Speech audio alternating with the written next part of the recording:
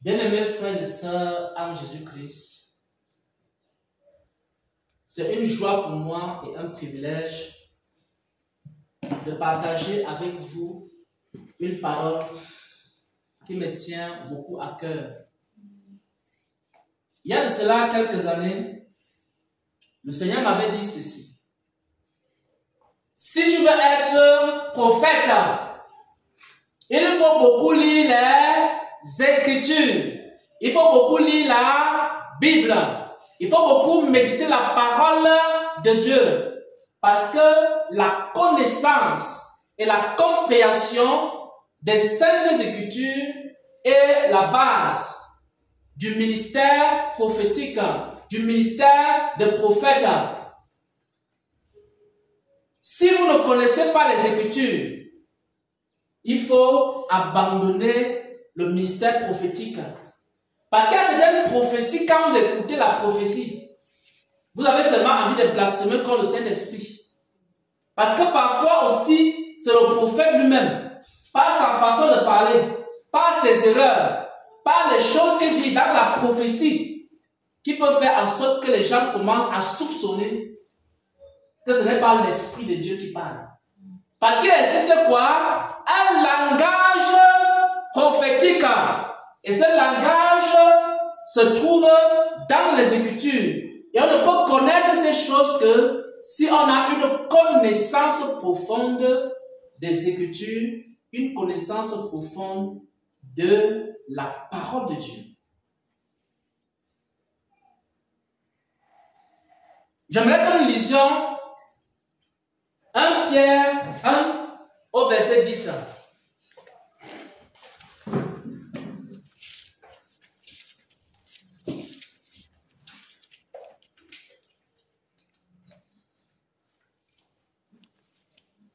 « 1 Pierre 1, verset 10. Les prophètes qui ont prophétisé touchant la grâce qui vous était réservée ont fait de ce salut l'objet de leur recherche et de leur investigation. » Amen. Amen. Les prophètes, parce qu'il y a beaucoup de prophètes parmi nous, il y a beaucoup de prophétesses, et l'Esprit de Dieu est avant tout un esprit prophétique. Et avant nous, il y avait des prophètes. Et que faisaient ces prophètes? Ces prophètes examinaient par les Écritures si tout ce qu'on leur disait venait de Dieu. Et ensuite, ils voulaient sonder la parole prophétique qu'ils recevaient. Donc, les premiers prophètes étaient des lecteurs de la Bible, des Saintes Écritures. Ils étaient ancrés et enracinés dans les écrits saints. Et parce que ces prophètes-là étaient enracinés dans la parole de Dieu, alors leurs prophéties étaient vivantes. Et ces prophéties vivantes-là ont été consignées dans un livre qu'on appelle la Bible. La première question que je peux poser aux prophètes d'aujourd'hui, si on prend ta prophétie et on met ça dans la Bible, est-ce que ça pourra cadrer avec les Écritures? C'est ça la question. Parce qu'il y a beaucoup de prophéties ici, si on prend la prophétie. Des prophètes actuels, des prophètes de ce siècle, est-ce que les générations futures pourront lire ces prophéties? Parce que dans cette prophétie, il y a beaucoup d'erreurs doctrinales. Parce que dans cette prophétie, il y a une mauvaise description. Parce que dans cette prophétie, il y a beaucoup de termes même qu'il ne faut pas utiliser, mais que j'utilise dans les prophéties. Et ce message s'adresse donc aux prophètes. Nous sommes ici comme dans une école des prophètes. On enseigne aux prophètes qu'il existe quoi? Un langage prophétique. Il y a un langage que le prophète doit connaître. Et les sentinelles et les prophétesses doivent connaître ce langage pour ne pas commettre des erreurs. J'aimerais que nous prenions quelques-unes des erreurs qu'on retrouve aujourd'hui dans les prophéties. Première chose, l'Esprit de Dieu qui parle en vous. Vous êtes prophète, vous êtes prophétesse. Et en vous habite quoi? L'Esprit de Dieu. Et nous savons que celui qui a créé toutes les langues de la terre, c'est le Seigneur. Parce que c'était à Babel. Quand les gens ont créé la tour de Babel, Dieu a décidé de faire quoi? De confondre, de mettre la confusion entre eux. Il a donc maintenant créé plusieurs langues. Et maintenant, les gens ne s'entendaient plus. Et ils se sont dispersés sur toute la terre. Donc, Dieu connaît toutes les langues qui existent sur cette terre. Alors, d'où vient-il que Dieu, qui connaît les langues qui existent sur la terre-ci, il se retrouve en train de parler avec des fautes à travers un prophète ou à travers une prophétesse? Comment cela se fait-il que le prophète ou la prophétesse ouvre la bouche pour dire ainsi parle l'Éternel? J'ai vu ta Marie aller dans telle maison pour aller rencontrer telle femme. Et les fautes de grammaire, de conjugaison se retrouvent quoi? Dans la prophétie. Ça veut dire qu'une telle prophétie, c'est un mélange de la chair et de l'esprit. Parce que dans la prophétie, on ne doit pas retrouver les fautes de grammaire, de conjugaison, des mauvais accords. Amen. Là, on doit mettre l'eau, on met là. Et là, on doit mettre là. Amen. On met l'eau. Et parfois, quand un païen écoute la prophétie, il y a tellement de fautes que le païen commence à se dire, cette prophétie ne vient pas de Dieu. Et parfois, vous pouvez pousser même un non-croyant à blasphémer contre le Saint-Esprit. À cause de quoi? À cause des fautes dans la prophétie. C'est pour ça qu'il faut faire attention. Moi, j'ai écouté beaucoup de prophéties. J'écoute des prophéties constamment. Mais parfois, tu vois, le prophète sort une phrase. Tu te dis, yes, c'est Dieu. C'est vraiment Dieu qui a sorti la phrase sur. Tu te poses des questions, ça commence un peu à déranger ton esprit. Tu te dis, mais qu'est-ce qui se passe? Il faut que Dieu aille encore à l'école pour apprendre la langue française, ou la langue anglaise, ou je ne sais pas quelle langue. Dans une telle prophétie, il y a quoi? Un mélange. La deuxième chose qu'il faut savoir, en ce qui concerne le langage prophétique, on a dit premièrement, le langage du prophète ne doit pas contenir des fautes et des erreurs. Ça veut dire que le prophète doit se disposer pour que la chair ne soit pas en train de parler.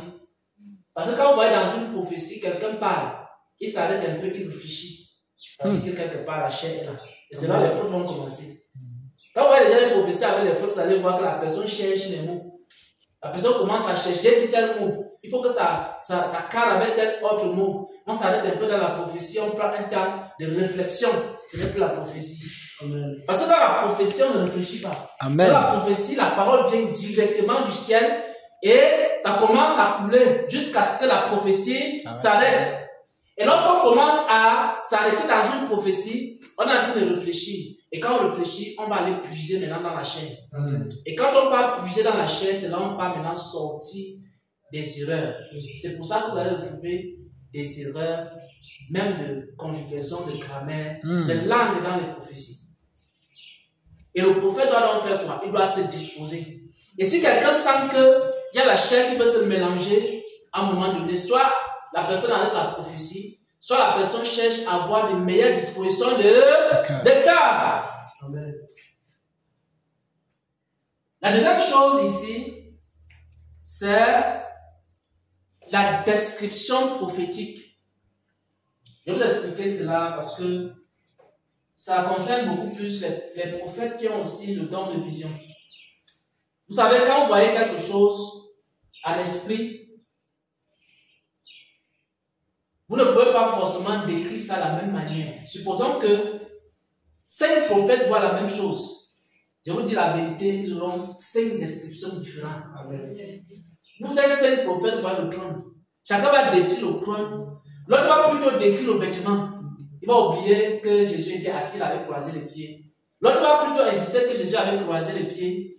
Mais, donc, il y aura toujours un détail qui va échapper à l'un et que l'autre va relever. C'est la raison pour laquelle, dans les Écritures, Dieu a toujours parlé à travers plusieurs prophètes, de manière à ce que la description qu'un premier prophète a oubliée, le second prophète vient compléter. C'est pour ça que vous allez vous rendre compte que ce qui est écrit dans l'Apocalypse, c'est aussi la même chose qui est écrit dans Isaïe, c'est la même chose qui est écrit dans Ézéchiel. Vous allez vous rendre compte que c'est les mêmes prophéties. Mais il y a un détail que Daniel va donner. Mais Apocalypse ne va pas donner le même détail. C'est en lisant l'ensemble de ces prophéties que vous aurez maintenant une vision parfaite du trône de Dieu. Donc, il faut faire attention à la description prophétique. Et maintenant, quand vous faites une description de ce que Dieu vous montre en esprit, il faut utiliser des termes bibliques. Je vais prendre un cas. Lorsque un prophète voit le trône de Dieu, il faut savoir qu'avant lui, il y a des gens qui ont vu le trône de Dieu et qui ont fait quand même une certaine description du trône.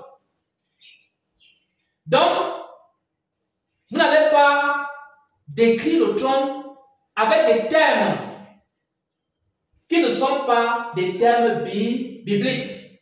Je vais prendre un cas. Parfois, il y a des gens qui ont la vision de Jésus. Il peut avoir une vision où le Seigneur marche avec des sandales, par exemple. Dans cette vision-là, il faut qu'en voyant son revêtement, que tu sois capable de décrire ça comme la Bible a eu à dire. Ou alors que ta description se rapproche de la description biblique. Mais pour cela, il faut que le prophète, celui qui a la vision, lorsqu'il a reçu une vision, il essaie de repartir dans les Saintes Écritures.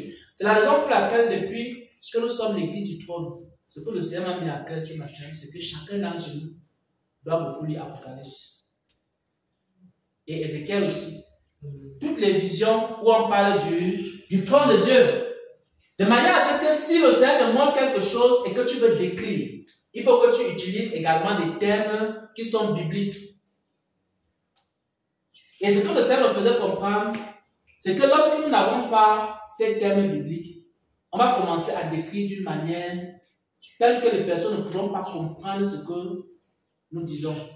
Parce que le manuel qui nous est commun, tous les chrétiens du monde entier, que les chrétiens là soient des Maliens, qu'ils soient des Tchadiens, des Gabonais, des Sénégalais, des Ivoiriens, des Sud-Africains ou de n'importe quelle nation du monde, la seule chose que nous avons en commun, c'est ceci.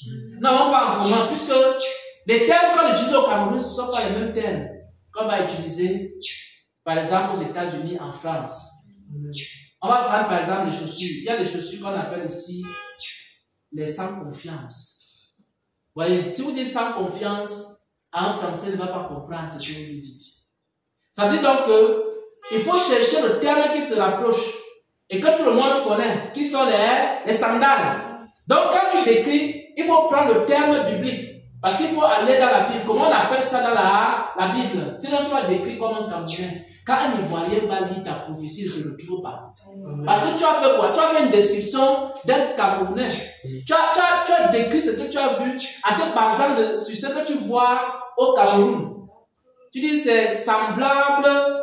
Parce que j'ai vu, par exemple, un objet au ciel qui est semblable à la statue du boulevard de la réunification. Un Camerounais va comprendre. Mais est-ce qu'un Sud-Africain va comprendre de quoi tu parles? Voilà. C'est pour ça qu'il faut rechercher dans la description prophétique, il faut rechercher des termes d'abord bibliques. Parce que tout le monde lit la Bible. Mais si tu n'arrives pas à trouver un terme biblique, il faudra forcément trouver quoi? Il faudra trouver même un terme qui est commun, de manière à ce que tout le monde puisse être capable de comprendre de quoi tu es en train de parler. Amen. Ça, c'est vraiment très important. Parce que tu peux dire des belles choses, mais personne ne comprend. Ou alors il y a une partie, surtout les prophéties qui doivent faire le tour du monde. Surtout les révélations qui doivent être traduites en plusieurs langues. Quand les gens écoutent ça, ils ne te comprennent pas. Ils ne savent même pas de quoi tu parles. Ça, c'est ce qu'on appelle la description prophétique. Wow! Il y a maintenant ce qu'on appelle les mots prophétiques. Et ces mots sont basés sur quoi?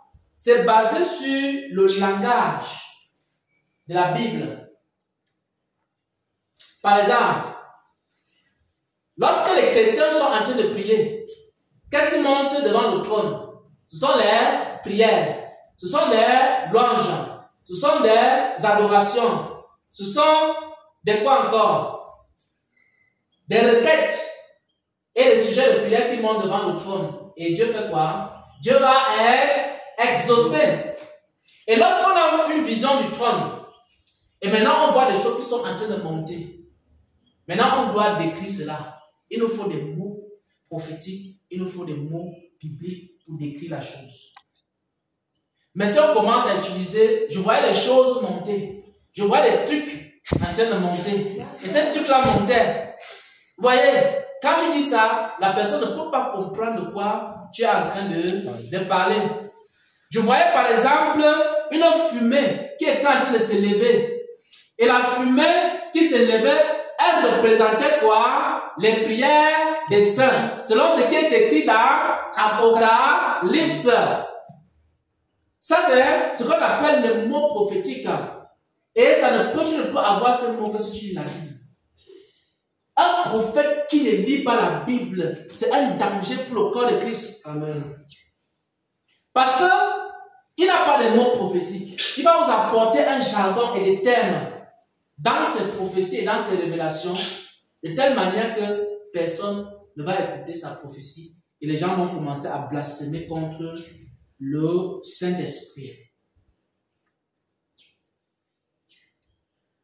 Donc, nous allons terminer ici, parce qu'il y a beaucoup de choses à dire là-dessus. Nous allons terminer par la signature prophétique. Parce que lorsque la prophétie commence, il y a d'abord ce qu'on appelle une introduction prophétique. Et à la fin, il y a une signature. C'est-à-dire, l'introduction, ça peut être ainsi par l'Éternel, ainsi par l'Amen, ainsi par l'Ancien des jours. Et la personne qui a commencé la prophétie va aussi terminer la prophétie. Alors, dans la signature prophétique, il faut que la signature soit aussi biblique. Amen. Voilà. Donc, lorsque le Seigneur commence à parler, il finit de parler, il parle jusqu'à la fin de la prophétie. Après, il va signer. Il va dire, ainsi a parlé l'Éternel. Ça veut dire quelque chose. Ainsi a parlé celui qui s'appelle Jésus, ça veut dire aussi autre chose. Ainsi a parlé celui qui marche au milieu de 7 chandeliers d'or, ça veut dire aussi autre chose. Maintenant, si on fait une signature prophétique, on dit,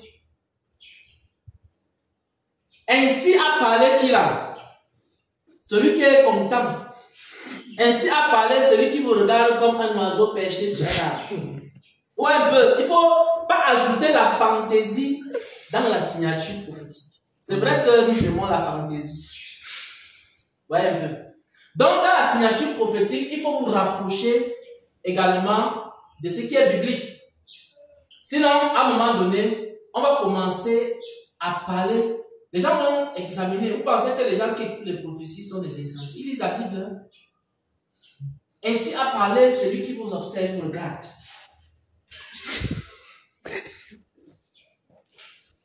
Et qui cherche à connaître les défauts de tout un chacun. Voilà. La signature. Quand vous avez une telle signature prophétique, il faut faire attention. Il faut encore aller chercher le Seigneur pour savoir. Il y a des prophéties, parfois quand ça sort, tu commences à douter. Seulement la signature prophétique, là, ça te fait douter. Parce que quand on dit, ainsi parle celui, l'ancien les jours, oui. Ainsi parle je suis, oui. Ainsi parle le roi des rois, oui. Ainsi parle l'Amen, oui. Ainsi parle celui qui vous regarde, qui est en train de vous observer. Là, ça commence à être un problème. À un moment donné, même toi qui écoutes la prophétie, tu commences à te poser des questions si effectivement la prophétie là vient de Dieu. Parce que le Seigneur a une façon de signer. Parce que même s'il commence par ainsi parle celui qui vous regarde, à la fin, il va donner la vraie signature. Si à la fin, celui qui vous regarde, celui qui vous observe, celui qui regarde les moindres péchés et tout ça là, à la fin, il ne signe pas que je suis l'agneau de Dieu. Parce qu'il peut commencer par dire celui qui vous regarde, qui observe vos péchés, mais à la fin, il va terminer par l'agneau de Dieu qui ôte le péché du monde. Voyez un peu. Parce qu'à la fin, il faut qu'il signe. Amen. Pourquoi? Je vous dis ça pourquoi? Chaque fois que Dieu parle, Dieu n'a jamais eu la même signature. Regardez un peu le livre d'Apocalypse. Il a toujours changé la signature prophétique. Amen. Si vous lisez un peu le livre des sept églises d'Apocalypse, vous allez voir qu'à la fin, il ne signe pas de la même manière. Amen. Il signe toujours de manière différente. Et la signature dépend du message. Et derrière la signature, il y a un enseignement qui est là-dedans. Et même si certaines choses en ce qui le concerne, il va toujours donner un nom qui lui appartient à la fin. Et s'il n'y a pas ce nom-là, et que le prophète a ajouté des fantaisies dans la signature prophétique, à un moment donné, le Seigneur n'est pas content. Voilà. Donc voilà quelques paroles que je voulais partager ici avec tous les prophètes. Tous ceux qui ont le don de prophétie, tous ceux qui exercent le ministère prophétique, il existe quoi? Un langage prophétique. Et c'est ça qui va faire en sorte que nos prophéties, à un moment donné, ce soient des prophéties qui sont agréables à Dieu. Amen. Et parce que le Seigneur me montrait, même cette nuit, même le frère, le Seigneur m'a montré un certain nombre de choses concernant les prophéties. C'est ce que je suis en train d'enseigner là. Tu as déjà la réponse à ta question. Ce que tu as vu, peut-être ça t'a troublé.